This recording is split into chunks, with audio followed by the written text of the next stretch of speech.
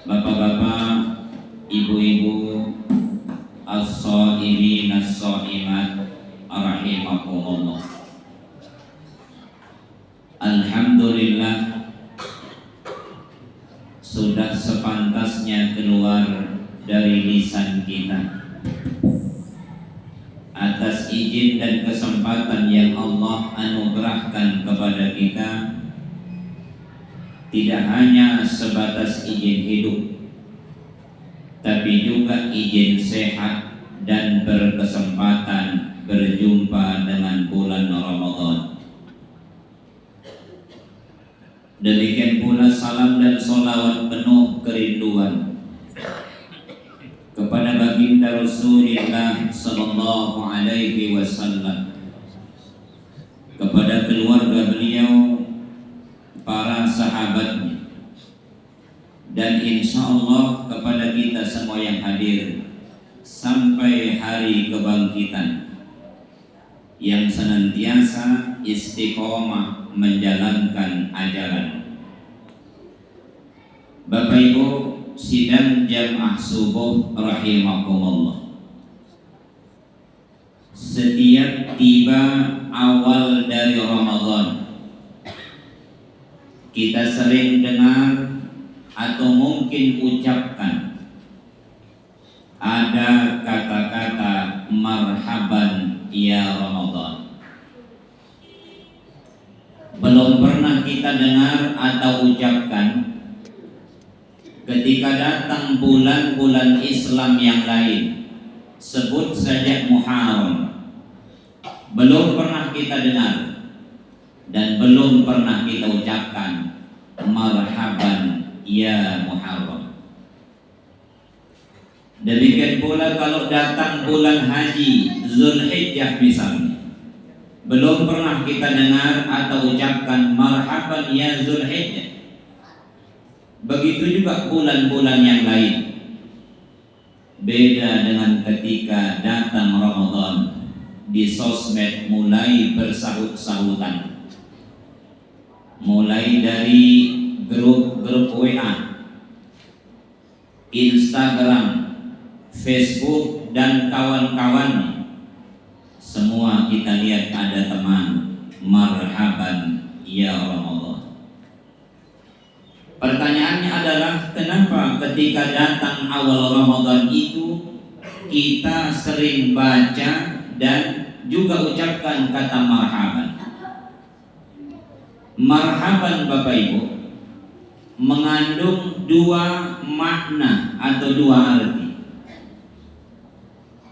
Yang pertama, marhaban itu diambil dari kata rohbun, yang berarti luas, lapang, dan senang. Ketika kita ucapkan marhaban ya Ramadan, maka seakan-akan Nabi ajarkan kita supaya mari kita lapangkan dada ini, lapangkan hati ini untuk menerima kedatangan bulan Ramadan. Kenapa demikian?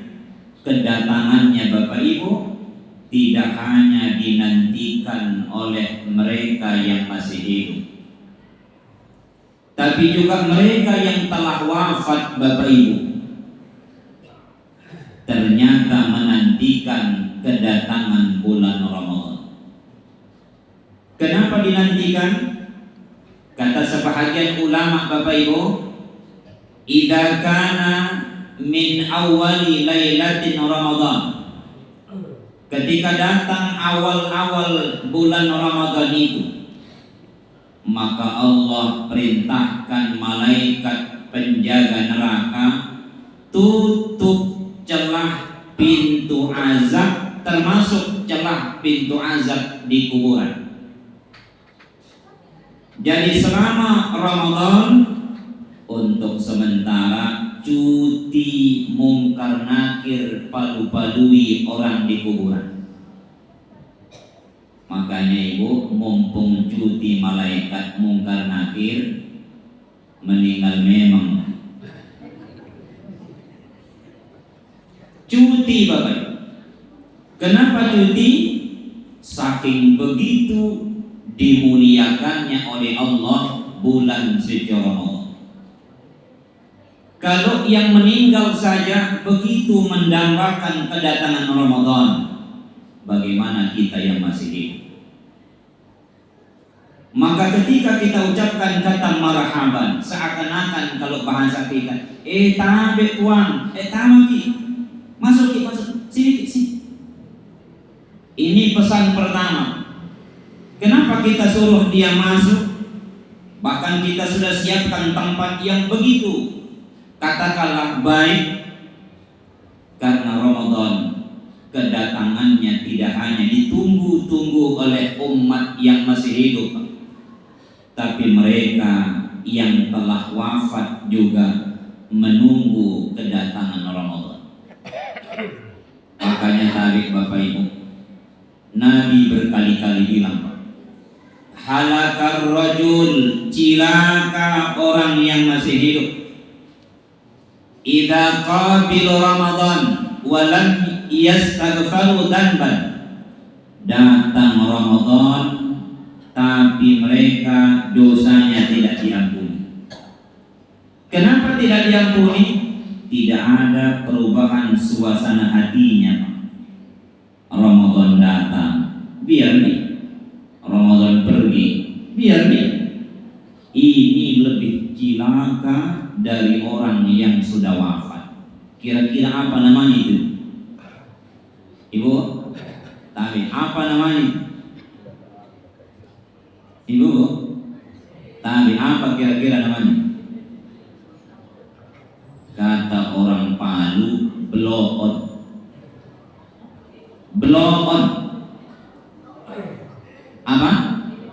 Ya, kalau kata teman saya Ustadz Dasak Latif adalah beleng-beleng. Kata masyarakat Pinrang, dongo. Ada orang Pak, KTP-nya Islam, namanya Islami, datang Ramadan terjangkit penyakit al-qutu wal malas. Seakan-akan dia bilang, biar nih, pagi tidak lama lagi Ramadan akan pergi, biar nih, tidak ada perubahan. Tidak ada katakanlah sesuatu yang membuat dia alhamdulillah terkejut, kaget, sebagai bentuk kesyukurannya berjumpa dengan Ramadan. Tapi Bapak Ibu, demi Allah, di dalam hati kita boleh jadi pernah berkata, ya Allah, tahun kemarin masih saya ketemu dengan salah satu tetanggaku, saya ketemu dengan salah satu keluargaku, sama-sama sholat subuh di Bagor Rahmah. Tahun ini kini beliau telah kembali kepada-Mu. Ya Allah, tahun ini ketika saya bergembira dengan datangnya Ramadan, tapi di satu sisi saya juga terus terang sedih, karena saya tidak bisa lagi sama-sama dengan orang-orang yang saya cintai. Mereka telah dijemput dan dipanggil oleh Engkau ke liang lahat. Maka Bapak Ibu, makna Ramadan pertama dari kata marhaban, seakan-akan kita luaskan hati dada ini untuk menyambut dan memberikan tempat kepada Ramadan selama sebulan di dalam kehidupan. Makna kedua dari kata marhaban Bapak Ibu adalah memberikan kesenangan atau pelayanan terhadap Ramadan. Kalau Ramadan diibaratkan sebagai duyuf atau tamu Pak, setelah dia datang duduk di rumah kan, saya tanya ibu-ibu, kira-kira perlu kita layani atau perlu kita abaikan? Dilayani. Tamaki puang, duduk kita. Setelah kita suruh masuk, suruh duduk, minimal pelayanan tak kepada sang tamu adalah mengajaknya untuk bicara. Tapi puang, saya sedih. Dari mana di puang? Itu kata kita. Dan Ramadan itu Bapak Ibu, Salah satu cara kita untuk memberikan pelayanan setelah kita ucapkan tamaki duduki, yang pertama adalah layani Ramadan dengan qoma alaihim. Jangan lalu lupa atau sengaja tidak sholat tarawih. Kenapa Bapak Ibu? Salah satu amalan yang paling disukai Ramadan ketika dia sudah datang di rumah adalah sholat sunnah tarawih. Sampai Nabi bersabda dalam Sahih Bukhari, "Man qama Ramadhana." Kata qama di situ inisial nama lain dari tarawih. Barang siapa yang sholat tarawih imanan, karena didasari dengan keyakinan tahun depan belum tentu bisa tarawih, wahtisaban, kemudian dia laksanakan dengan tanpa mengingat-ingat genap dan ganjil. Pokoknya dia tarawih, mau malam ganjil malam genap dia tidak peduli. Apa hadiahnya dari Allah? Ghufirallahu lahum, Allah ampuni dosa orang itu yang telah dia lakukan. Jadi Ramadan itu Bapak Ibu, setelah kita suruh masuk dengan kata-kata marhaban, selamat datang, tabe tamaki puan, yuk kita berikan dia pelayanan, kita servis dia Pak. Salah satu caranya adalah mari kita sholat sunnah tarawih. Apalagi yang paling disukai oleh Ramadan selain tarawih? Yuktamilu qoma Ramadan, menyempurnakan sholat tarawih. Caranya witir berjamaah dengan Pak Imam.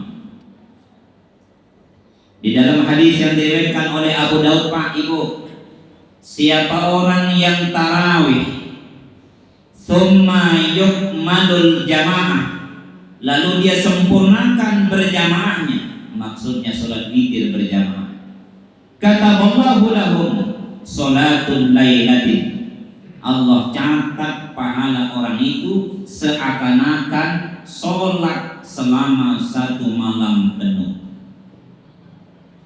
Jadi Bapak Ibu tabe ya, mulai sebentar malam jangan witir di rumah.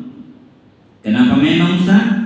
Mumpung bisa berjamaah witir selama bulan Ramadan. Bahwa ada hadis dari Aisyah dikatakan afdalul witri, sebaik-baik witir, kana tahtimul lailan, di akhir malam. Ini hadis berlakunya pemanfaatannya kalau di luar Ramadan. Kenapa? Karena hampir 100% di luar bulan Ramadan tidak ada orang witir berjamaah, termasuk di Bagorang. Mana ketua majelis taklim? Wajib. Ada di witir berjamaah selain puasa di sini, Bu. Makanya berjamaah memang witir. Ya, witir memang di sini. Ustaz, saya mau tarawih 20, makanya saya tidak witir berjamaah di sini. Kalau hanya itu yang kita kejar, jangan 20, Bu, 43 rakaat. Ya.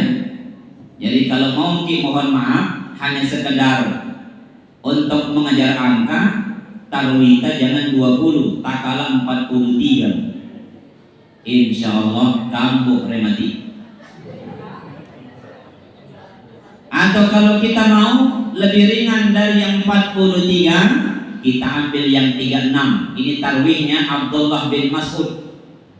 Ini sebahagian di Libya Pak masih pakai. Tapi kita pada umumnya di Indo 8 dan 20. Mana lebih bagus Bu? Mana Bu? Kalau hanya sekedar angka 43 lebih bagus. Tapi Saudi Arabia saja tidak berani 43. Kenapa? Panjang dulu. Saudi Arabia Pak, sejak tahun 1925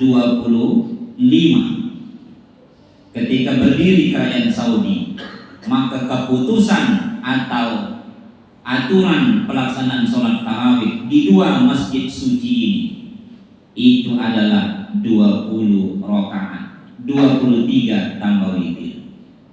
Kalau di Indonesia, alhamdulillah bebas, bahkan ada yang tidak ada rakaatnya. Jamaah yang saya hormati, ini cara kita. Setelah kita berkata tama kipon, duduk kita lihat, ayo kita berikan pelayanan kepada dia.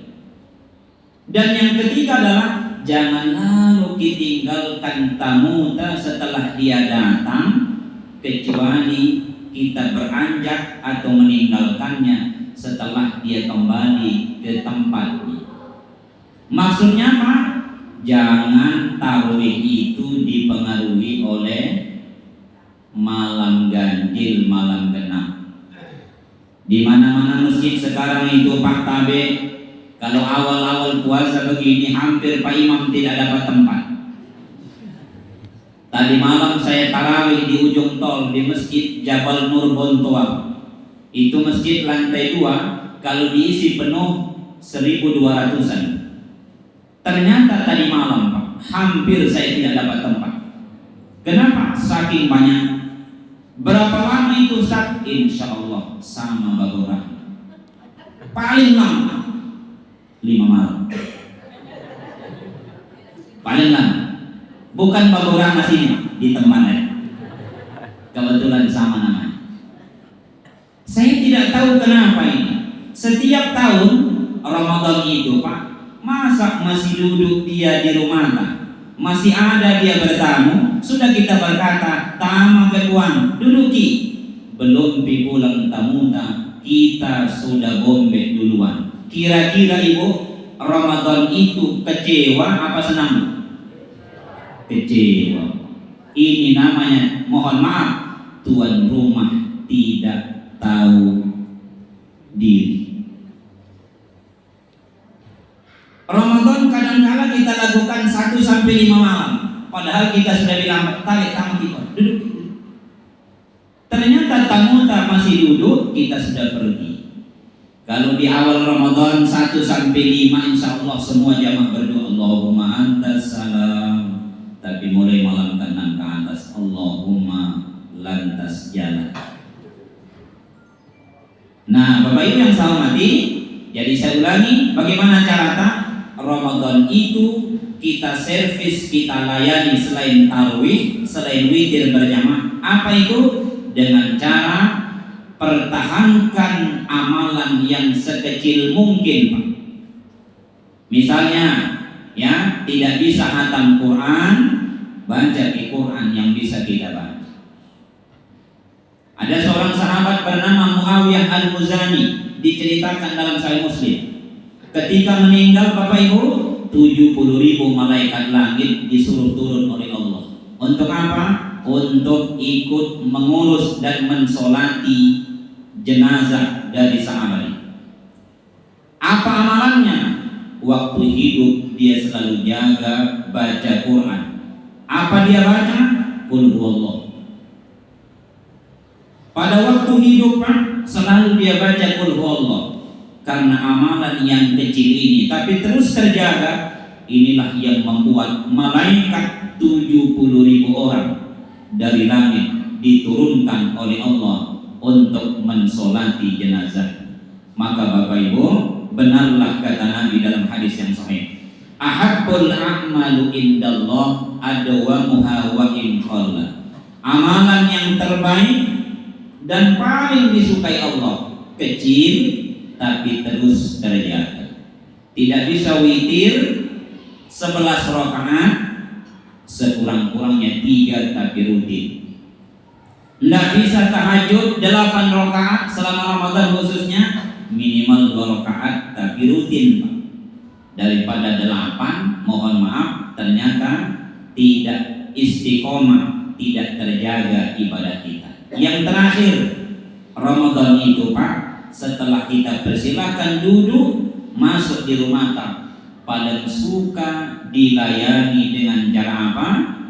Duduk di majelis majelis ilmu yang dikenal dengan istilah Raudhah min Riyadil Jannah, taman-taman surga. Dijelaskan dalam hadis riwayat Muslim, Pak, ma yujtami'u qaumun, tidaklah ada orang muslim berkumpul dalam satu tempat, fi baitin min buyutillah, di tempat di mana di situ masjid-masjid Allah. Maka apa yang terjadi, Pak? Satu, ja'alallahu lahum sakinatan, pasti orang itu akan diberikan ketenangan hidup sampai dia menyongsong kematiannya. Dua, ya, yuzkarul malaikah, malaikat itu ibu menyebut-nyebut nama di hadapan Allah. Dia sebut-sebut, ya Allah, bagusnya itu hamba. Ya Allah, itu si fulan, dia rajin datang di taman-taman surga, maka rahmati dan ampuni. Apalagi Pak? Wa qala Allah Ta'ala, dan Allah berkata kepada malaikat, hadza ibadi, ini hambaku, ini hamba. Allah membangga-banggakan kita, Allah memuji-muji kita di hadapan malaikat. Gara-gara apa? Duduk rutin senang di salah satu taman-taman surga. Jadi taman surga itu bukan di Masjid Nabawi, tapi juga di majelis-majelis ilmu yang diadakan di masjid ini. Dan terakhir, Bapak Ibu, salah satu kegunaannya atau dahsyatnya orang yang duduk di majelis ilmu adalah, kata Allahu lahu shadaqatan, dicatat orang itu, Pak, seakan-akan bersedekah tidak ada putus. Maka Bapak Ibu, jangan lalu baca Quran kalau ustaz lagi ceramah. Kenapa? Orang yang baca Quran ketika ustaz lagi ceramah tidak dapat tadi istighfarnya malaikat dan doanya malaikat untuk dia. Kenapa Ustaz? Karena dia beribadah atau baca Quran bukan pada tempat. Tapi Ibu, coba kalau kita suruh orang datang di rumah duduk, baru kita tidak ajak bicara, tapi kita main HP, magesek terus. Kira-kira kecewa tidak tamunya? Makanya Bapak Ibu, kalau ada ustaz ceramah jangan baca Quran. Tapi di sini alhamdulillah tidak ada. Ya, tidak jauh beda. Tidak usah baca Quran dulu. Kenapa? Karena bukan tempat. Takutnya apa yang disampaikan ustaz itu salah alam. Maka Bapak Ibu, saya ulangi, marhaban itu maknanya adalah di samping menunjukkan semangat sukacita kita, tapi juga kita berjanji setelah kita persilakan tamu kipuan duduk kita berjanji untuk memberikan servis atau pelayanan yang terbaik kepada tamu itu. Dan salah satu servisnya adalah banyak-banyak melakukan sholat sunnah. Di antaranya adalah witir dan tarawih.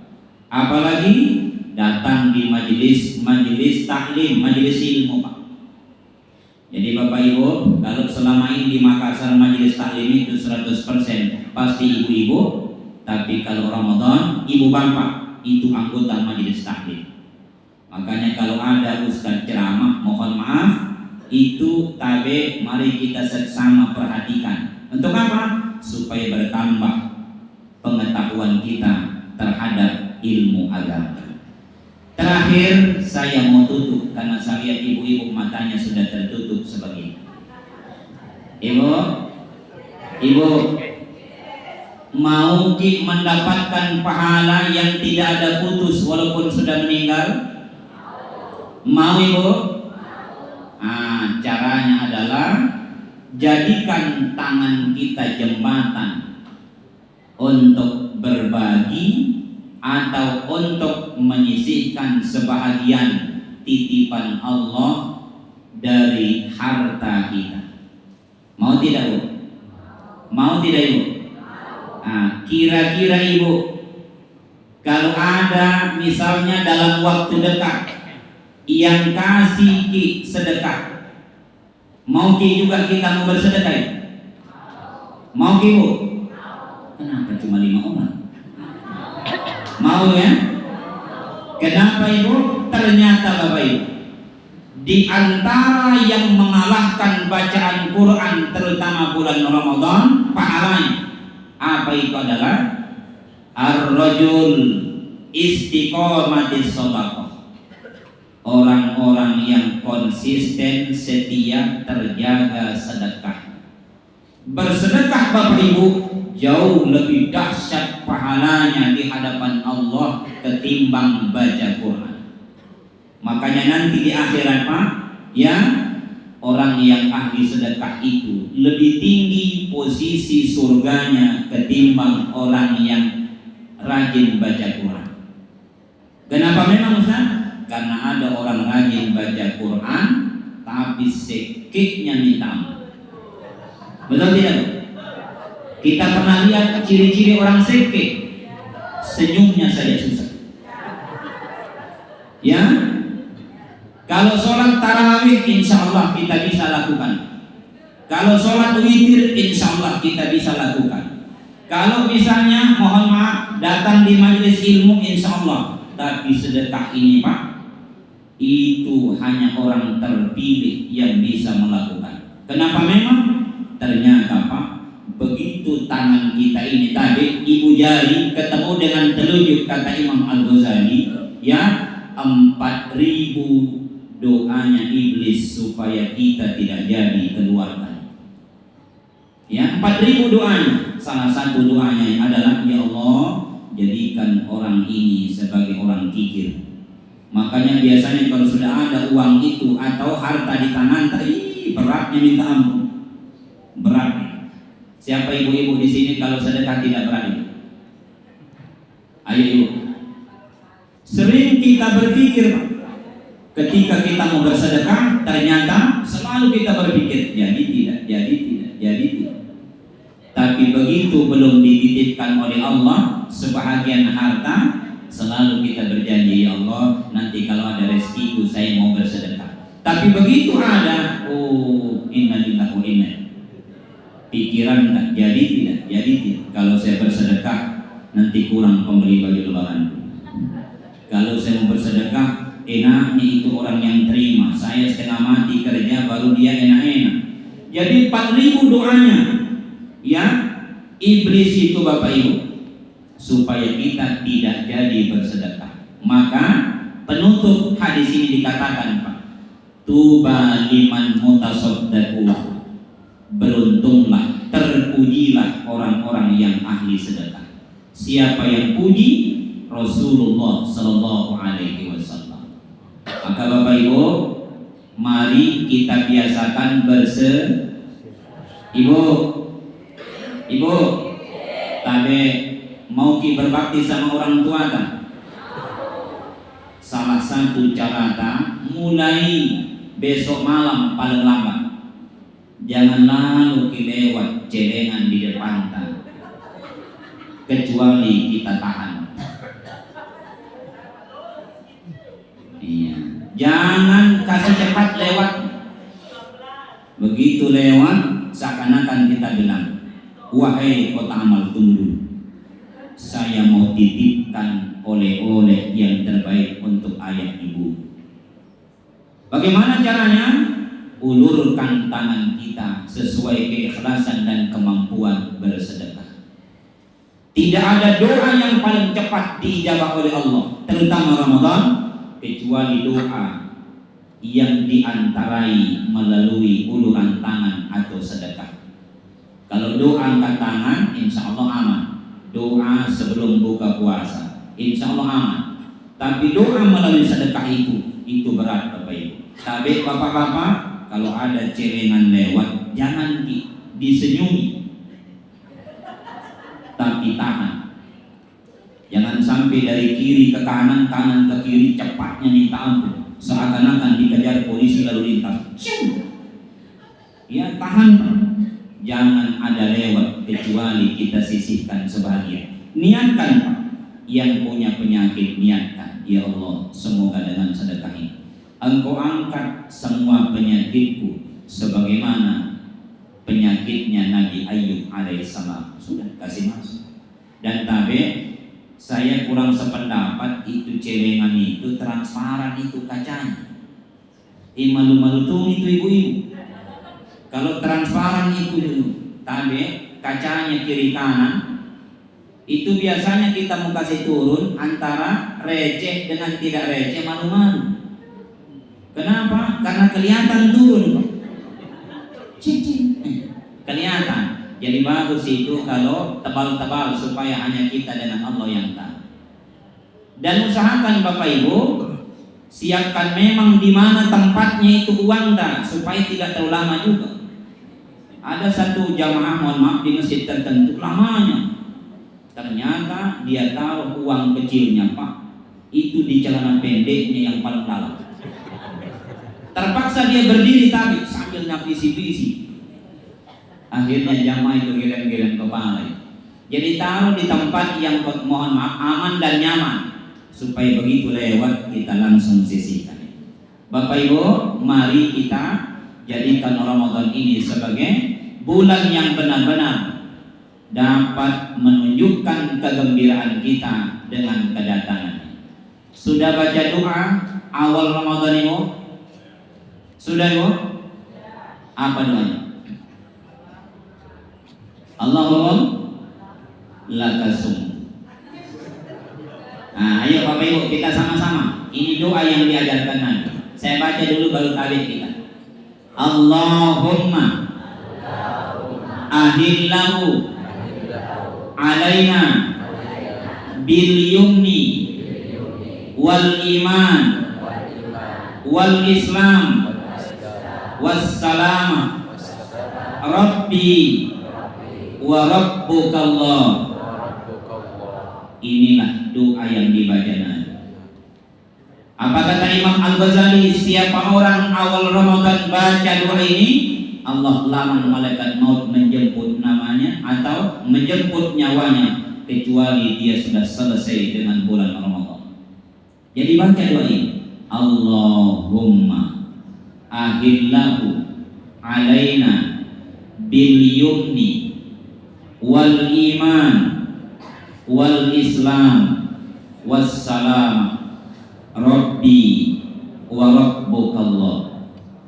Ya Allah, jadikan bulan yang baru masuk ini, ya, di dalamnya saya menjadi orang yang sehat, di dalamnya saya termasuk orang yang beriman, di dalamnya termasuk orang-orang yang benar keislamannya.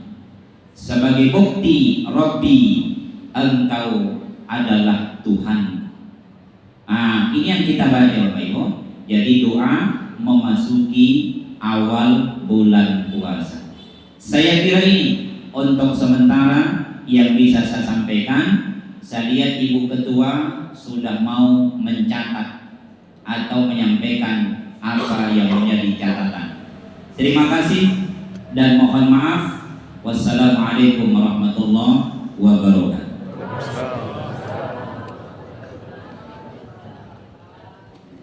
Iya, yang tidak terlalu mendesak kepentingan kita Bapak Ibu, kita duduk sejenak sebentar supaya kita dapat pahala umroh dan haji sempurna. Bisa Bu? Ya, jadi kita akan sholat sunat syuruk sekaligus saya mau ajak kita sama-sama bersedekah. Nah, silakan kalau ada pertanyaan.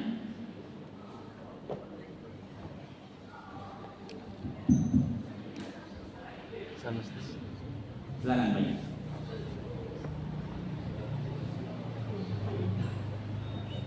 Bismillahirrahmanirrahim. Assalamualaikum warahmatullahi wabarakatuh. Waalaikumsalam warahmatullahi. Saya teringat ada seorang ustaz mengatakan bahwa salat berjamaah tarawih bukan bid'ah halal, tapi bid'ah halal. Kenapa? Karena katanya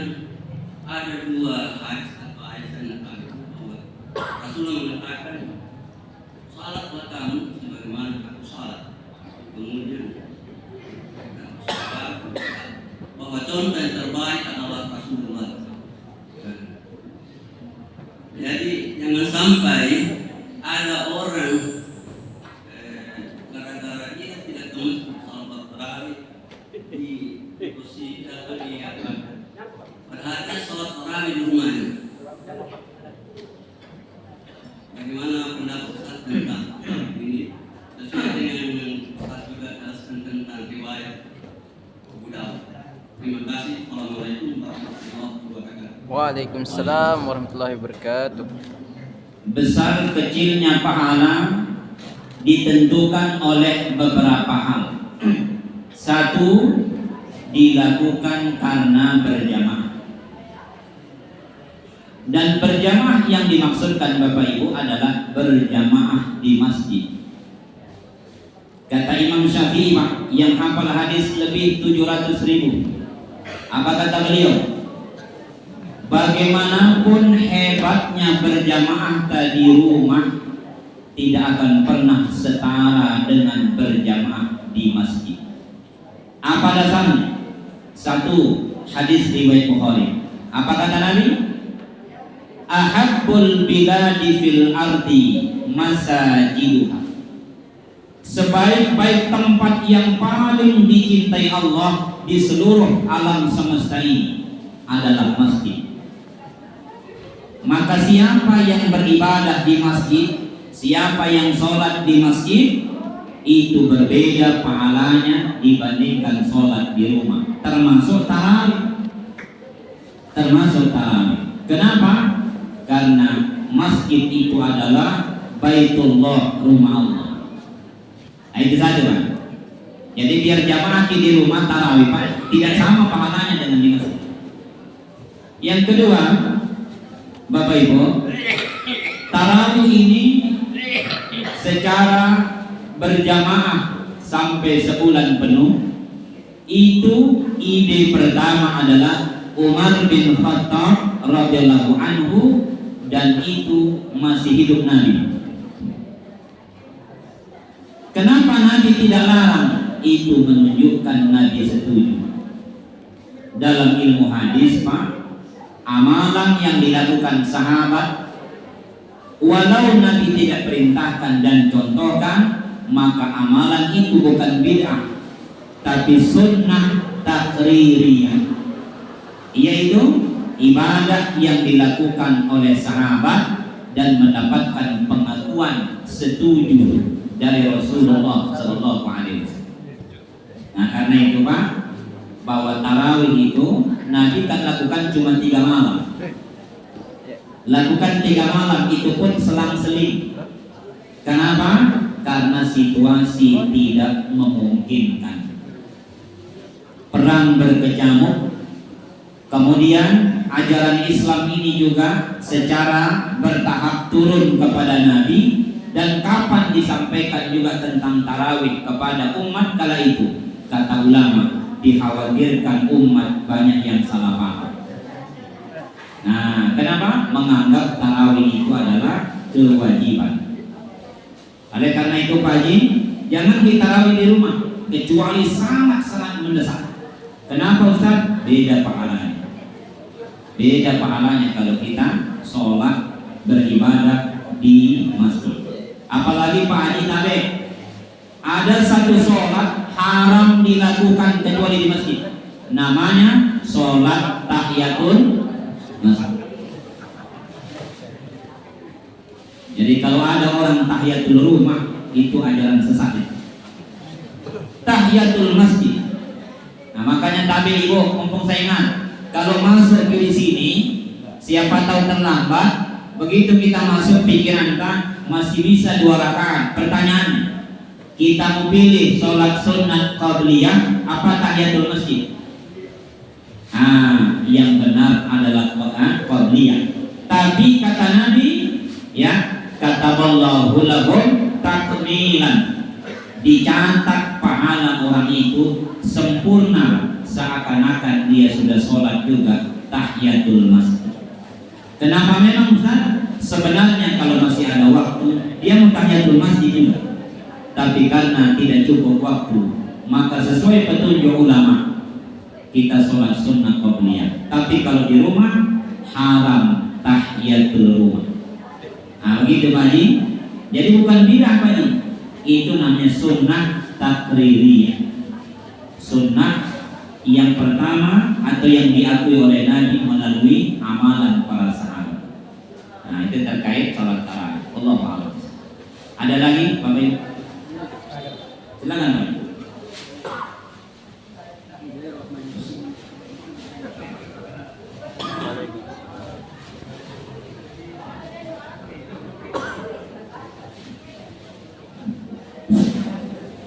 Assalamualaikum warahmatullahi wabarakatuh. Terima kasih Pak Ustaz.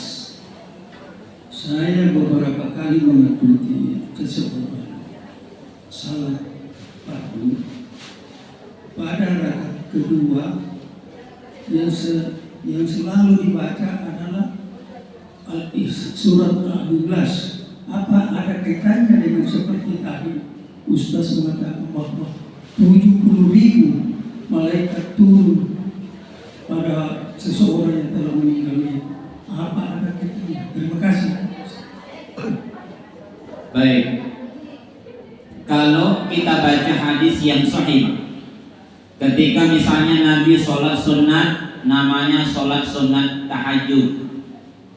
Ketika Nabi misalnya sholat sunat witir, termasuk sholat sunat tawaf, yang beliau sering baca rakaat pertama kuliah, rakaat kedua adalah qul huwallah. Kenapa? Karena di dalam hadis yang sahih sekali dibaca qul huwallah dicatat pahala oleh Allah seakan-akan dibaca Quran 15 juz. Terus kalau kita baca 2 kali hampir tamat. Baca qul huwallah 3 kali dicatat pahala seakan-akan sempurna 30 juz. Jadi bisa khatam tiap malam. Bisa. Caranya baca trikul. Cuma kalau Pak Imam dilihat dari aspek etika, bukan aspek fikih, Pak.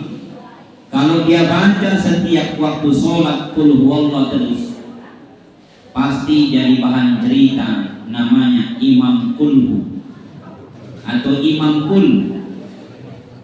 Padahal secara fikih itu boleh, tapi secara etika atau akhlak itu kalau imam tentu tidak baik. Kenapa? Masa 5 waktu qul huwallah terus? Itu jangan sampai kita difitnah. Nah, Pak Haji, sebentar pulang ini sebelum sampai di rumah itu bisa dihatam, baca di tribun. Rugilah orang yang kalau sepanjang hidupnya tidak pernah hatam. Bagaimana caranya? Qul huwallah dibaca. Jadi sebentar jalan kalau tidak ada teman kita cerita Bismillahirrahmanirrahim qul huwallahu ahad walam yakul lahu kufuwan ahad Bismillahirrahmanirrahim. Sudah berapa memang dicatat oleh, apalagi Pak Haji pada bulan Ramadan. Amalan terkecil selama dilakukan pada bulan Ramadan dicatat Allah 700 kali. Bagaimana kalau kita beramal yang besar yang mulia tadi, yaitu membaca Al-Quran.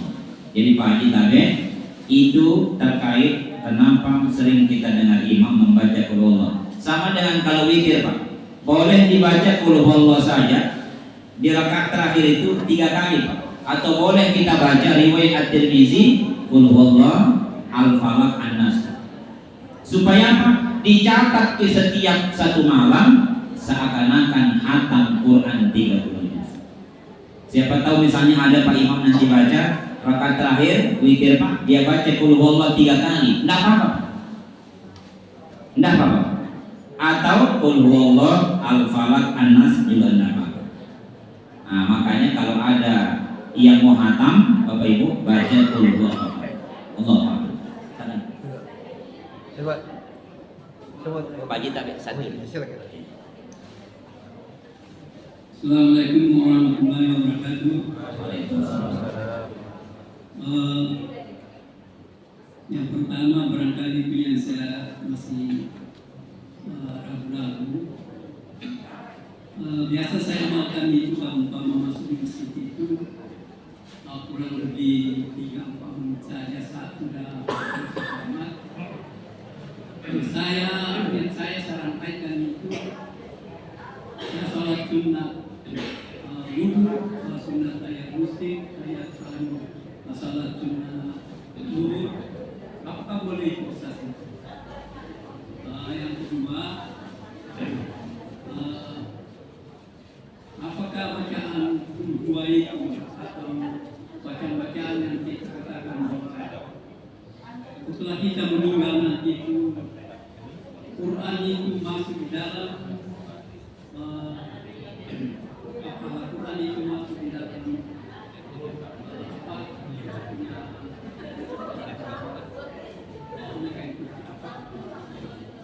kemudian kepala kita ini masuk di dalam, dia akan menjawab bahwa jangan kamu ragu-ragu, saya adalah saudaramu yang akan membaca waktu kamu tidur. Apakah kalau kita makan itu seperti itu atau bacaan ayat kursi itu sudah termasuk mungkin membaca Al-Quran itu? Sekian Waalaikumsalam. Baik. Pertama Bapak Ibu, ada 3 amalan kalau kita nanti meninggal, amalan ini akan memberi syafaat. Hadis pertama riwayat Muslim, amalan puasa Ramadan dan bacaan Quran. Hadis riwayat At-Tirmizi dan An-Nasai, hadis sahih. Ya, puasa, kemudian baca Quran dan sedekah.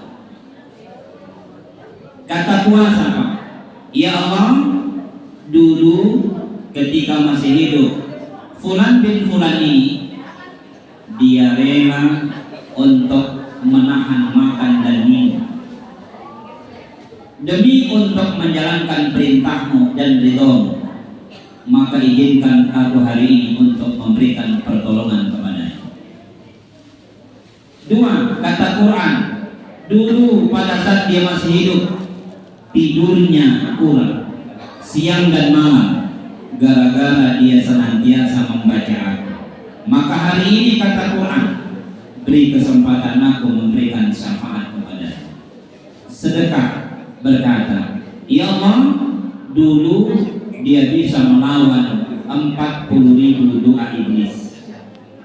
Demi untuk mendapatkan ridhomu, dia sisihkan sebahagian hartanya. Maka hari ini izinkan aku menemaninya sampai mendapatkan ampunan. Maka Pak Haji, 3 amalan ini akan datang menjadi penolong. Dan bentuknya macam-macam. Nanti kata Nabi, misalnya kita tolong bapak-bapak, ini amanah dan rezeki, pakai sholat ini waktu saum, pakai. Nanti saum ini Pak, siapa yang berikan kita, maka ketika yang memberinya itu sudah meninggal, dia akan dijawab, saya adalah saum. Dulu saya tidak bernilai, tapi setelah saya disedekahkan menjadi nilainya tak terbatas. Izinkan aku memberikan syafaat kepada sang pemberinya, sebagaimana dia telah memberikan pertolongan kepada aku. Jadi sarung ini bicara, sarung ini atau apa saja yang kita sedekahkan akan bicara. Nah, itu terkait yang kita sampaikan tadi atau kita tanya. Yang kedua Pak Haji, yang berhubungan dengan apa yang biasa kita lakukan.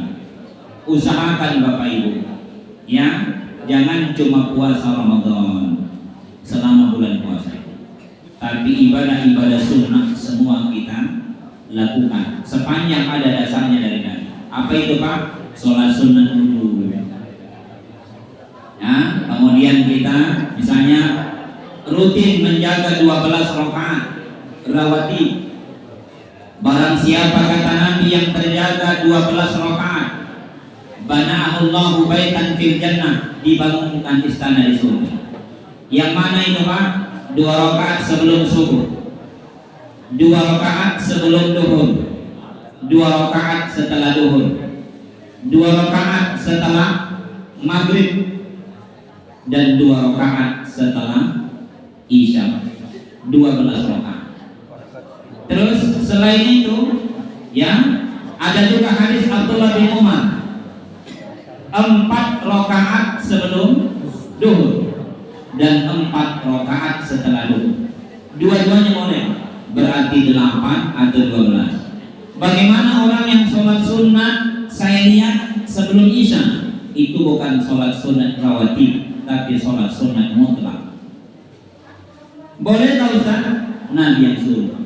Sahih Bukhari, ma bainal azan wal iqamah rakaatain. Setiap azan ya dan sebentar ada iqamah, ada 2 rakaat.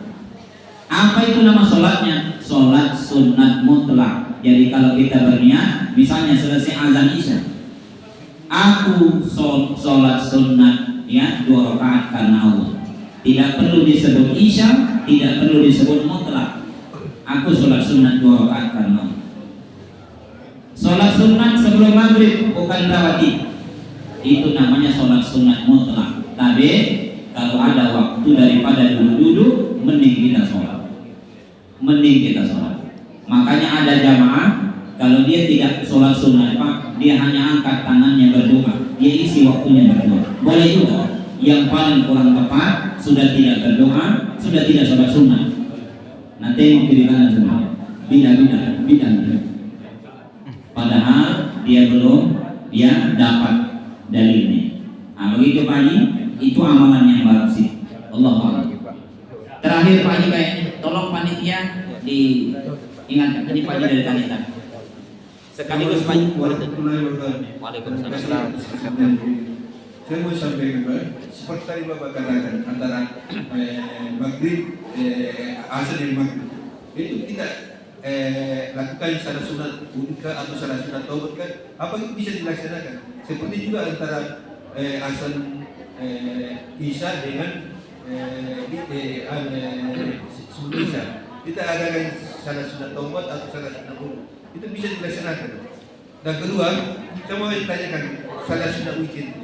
Salat sunat witir itu apakah katanya pahalanya besar itu kalau kita baca itu kita satu seperti pertama Bismillahirrahmanirrahim, yang kedua kuliah, yang ketiga trikul, itu katanya amalnya lebih besar itu kalau bacanya itu kita pakai daripada bacaan lain. Terima kasih Pak atas kesempatan ini. Assalamualaikum warahmatullahi wabarakatuh. Assalamualaikum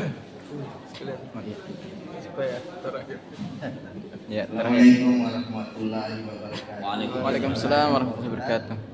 Selama ini yang dipopulerkan itu adalah surat Al-Ikhlas. Tetapi ada 2 surat lagi yang lebih dahsyat daripada Qul Huwallahu Ahad. Yang pertama Iza zulzilatil ard, dan yang kedua adalah Wal Adiyati Dabha. Ini saya dapatkan di dalam buku Profesor Dr. Hasbi As-Siddiq. Apakah benar Pak? Barang siapa yang membaca surat Iza zulzilatil ard sama dengan separuh Al-Quran. Yang kedua juga Wal Adiyati Dabha itu juga barang siapa yang membaca surat tersebut sama dengan separuh daripada Al-Quran. Artinya lebih di atas lagi dahsyatnya daripada Qul Huwallahu Ahad tersebut. Apakah benar itu Pak? Demikian Pak pertanyaan saya. Assalamualaikum warahmatullahi wabarakatuh. Waalaikumsalam. Baik. Setelah azan maghrib, berarti waktu maghrib sudah masuk. Kalau ada waktu jeda, tidak langsung tamat, 2 atau salah satunya bisa kita lakukan. 1, tidak sholat tapi berdoa. Karena antara azan dan iqamah la mahjubun, tidak ada gap atau antara doa seorang hamba dengan Allah. Jadi jangan kita tidak berdoa, atau kita sholat sunnah mutlak. Perintahnya Pak sampai 3 kali Nabi katakan, Sallu liman sya. Ini sholat sunnah setelah azan maghrib. Solatlah kalian, solatlah kalian, solatlah kalian kalau kalian mau. Kenapa dikatakan kalau kalian mau? Ini menunjukkan bahwa Nabi tidak memberikan beban kepada kita, tapi tidak berarti kalau kita bisa lakukan itu boleh diabaikan. Jadi kalau masih ada kesempatan Pak, jangan kita tidak sholat sunnah. Itu dahsyat, ya, dahsyat sekali pahalanya di hadapan Allah. Nah, adapun sholat sunnah setelah azan maghrib, sholat sunnah taubat, sholat sunnah wudu, diupayakan tidak dilakukan sholat sunnah taubat di situ Pak. Kenapa? Sholat sunnah taubat itu waktu pelaksanaannya relatif agak panjang sedikit. Kenapa? Karena selesai kita sholat sunnah dianjurkan perbanyak apa itu istighfar kepada Allah Subhanahu wa Ta'ala. Jadi kalau kita lakukan nanti setelah azan maghrib bisa tidak keburu Pak dan tidak maksimal. Itu terkait dengan sholat sunnah taubat. Setelah isya Bapak Ibu itu silakan. Apakah sebelum tidur, setelah tidur, sholat sunnah taubat silakan kita lakukan. Nah, justru di situ momen yang paling bagus. Antara azan dan isya. Antara azan dan isya sekali lagi Bapak Ibu, sebaiknya tidak melakukan sholat sunnah yang lain kecuali tahiyatul masjid dan sholat sunnah mutlak. Sebaiknya. Kenapa Bapak Ibu? Para ulama lebih mengajarkan kita supaya tawakuf, berhati-hati atau menahan diri untuk tidak melakukan sholat sunnah di situ kecuali tahiyatul masjid dan sholat sunnah mutlak. Nah, itu Pak Haji terkait. Dan keutamaan daripada surah Az-Zalzalah dan Al-Adiyah Bapak Ibu, tapi ketika kita bicara keutamaan dari surah-surah tertentu atau ayat tertentu di dalam Al-Quran, itu harus jelas, ya, dasarnya minimal dari hadis-hadis yang sahih. Adapun terkait dengan Az-Zalzalah dan Al-Adiyah, menurut Ibnu Taimiyah, salah seorang ulama besar, bahwa dalilnya lemah. Yang ada adalah ini sepakat seluruh ulama dan seluruh organisasi. Apa itu? Tidak ada yang mampu mengalahkan keutamaan daripada Qul huwallah. Kenapa Ustaz? Satu-satunya surah di dalam Quran ternyata penamaannya tidak diambil dari beberapa kata atau kalimat dari surah itu sendiri. Coba kita lihat, ya. Surah yang menjadi pembuka daripada Al-Quran disebut dengan Fatihah, pembuka. Kenapa? Karena memang posisinya paling depan. Ya, kalau kita baca misalnya di Quran Pak, Alhamdulillahirabbil alamin arrahmanir rahim sampai ghairil maghdubi alaihim waladdallin, tidak ada kata Al-Fatihah. Tapi dinamakan Al-Fatihah karena memang posisinya paling di depan sebagai pembuka. Langsung kita baca misalnya, sebut saja Bapak Ibu, Trikul, dinamakan Al-Falaq karena ada kata Qul a'udzu birabbil falaq. Dinamakan An-Nas, Qul a'udzu birabbin nas. Dinamakan Az-Zalzalah, ada kata Izazul. Dinamakan Al-Adiyat karena ada kata Wal Adiyat. Dinamakan Al-Ikhlas, tidak ada kata Al-Ikhlas. Qul huwallahu ahad, Allahus samad, lam yalid wa lam yulad wa lam yakul lahu kufuwan ahad. Maka benarlah Bapak Ibu, selain ayat kursi, selain Al-Fatihah, selain itu Bapak Ibu, di bawah aras kata para ulama adalah surah Al-Ikhlas. Nah, tetapi tidak berarti kita enggan membaca surah yang lain. Jangan sampai selama 30 Ramadan tidak mau baca mereka. Pokoknya Qul huwallahu terus. Bukan begitu Pak. Tetapi ambil megi daripada sama sekali tidak ada yang bisa kita baca. Apa itu? Waktu luang kita baca Qul huwallahu. Jadi misalnya pulang sambil jalan saja bisa khatam Quran Pak. Tapi siapa tahu kita sambil gerakan badan, tangan, langsung kita baca qul huwallah. Itu luar biasa. Ternyata kita pergi olahraga, jalan-jalan sedikit, berapa kali pakai hatam, apalagi pada bulan suci Ramadan. Nah, ini pentingnya Pak, kita hadir di majelis ini. Saya kira itu Bapak Ibu yang dapat kami sampaikan. Ya, mohon doa kami insyaallah jam 9 jam 10 akan menuju ke Sengkang untuk memberikan taklim kepada umat di sana. Tentu tujuan kita adalah semoga ini bagian dari safar jihad, perjalanan jihad menuju ridho Allah Subhanahu wa taala. Amin. Dan saya punya pesan Bapak Ibu kepada diri saya kita semua, jangan tidak tarawih. Ya. Kata Umar bin Khattab, orang yang puasa tidak tarawih sama dengan perempuan cantik tidak ada dua telinga. Jadi kalau kita melihat ada orang yang tidak ada telinganya dua-dua Pak, yang puasa tidak tarawih. Ini yang menarik kata Imam Al-Jurjani, siapa puasa Ramadan lalu dia tidak tarawih tanpa uzur yang dibolehkan oleh syariat atau agama, itu perumpamaan orang itu adalah tidak punya kedua mata dan tidak punya gigi atas. Maka Bapak Ibu jangan tidak tarawih. Kenapa? Haram tarawih kecuali bulan Ramadan. Tidak boleh tarawih nanti bulan haji. Jadi kalau ada Pak Imam tiba-tiba bulan haji dia bilang as-salata sunnat tarawih, berarti kurang sehat.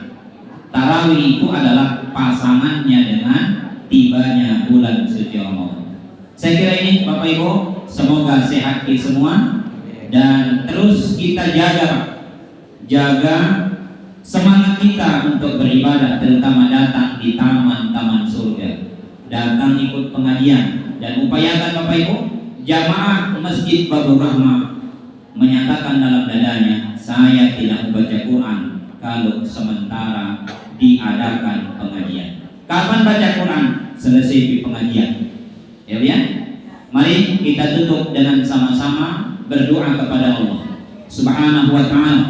Mudah-mudahan apa yang kita lakukan ini dan apa yang kita hajatkan seluruhnya diijabah oleh Allah Subhanahu wa taala. Amin ya rabbal alamin. A'udzu billahi minasyaitonir rajim. Bismillahirrahmanirrahim. Alhamdulillahi rabbil alamin alladzi 'allama bil qalam 'allamal insana ma lam ya'lam. Wassalatu wassalamu ala khairil anam wa ala alihi wa ashabihi kiram. Duhai Allah, sebagaimana yang dituturkan Rasulullah ketika tiba awal dari Ramadan, Engkau memandang setiap hambamu dengan ampunan. Untuk itu ya Allah, pandanglah kami semua dengan ampunan. Gugurkan semua dosa-dosa dan kesalahan kami, terkhusus dosa kami kepada ayah bunda kami, terkhusus dosa kami kepada ibu bapak kami, ibu bapak yang menjadi perantara kami terlahir ke alam semesta ini, ibu bapak yang senantiasa mendoakan kebaikan untuk kami. Kalau sekiranya beliau saat ini masih hidup, panjangkan usianya, berkahi umurnya. Kalau sekiranya ayah bunda kami sudah tiada, sampaikan salam takzim kami kepada beliau. Jadikan kubur ayah bunda kami menjadi bagian dari taman-taman surga. Jadikan kuburnya ya Allah menjadi bagian dari nikmat yang tidak terhingga yang dirasakan oleh kedua orang tua kami. Terangi kubur orang tua kami melalui sedekah yang kami lakukan atas namanya ya Allah. Terangi kubur orang tua kami melalui amal soleh yang kami lakukan atas jasa-jasanya. Rabbi ghfir lana wa liwalidina warhamhum kama rabbawna shighara. Ya Allah, jadikan kami orang yang dermawan, jadikan kami orang yang senantiasa berbagi kepada sesama. Jadikan setiap sedekah yang kami lakukan ya Allah menjadi amal jariah dan amal soleh di sisi. Rabbana atina fid dunya hasanah. Ya Allah, jadikan Ramadan ini bukan Ramadan terakhir bagi kami.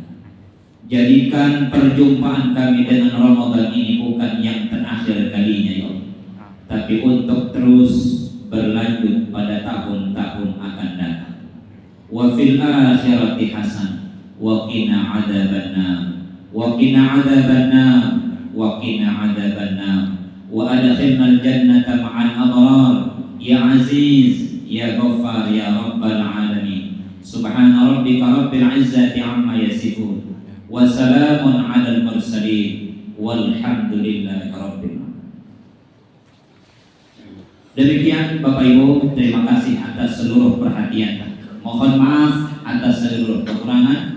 Hadanallah wa iyyakum. Wassalamualaikum warahmatullahi wabarakatuh. Waalaikumsalam warahmatullahi wabarakatuh.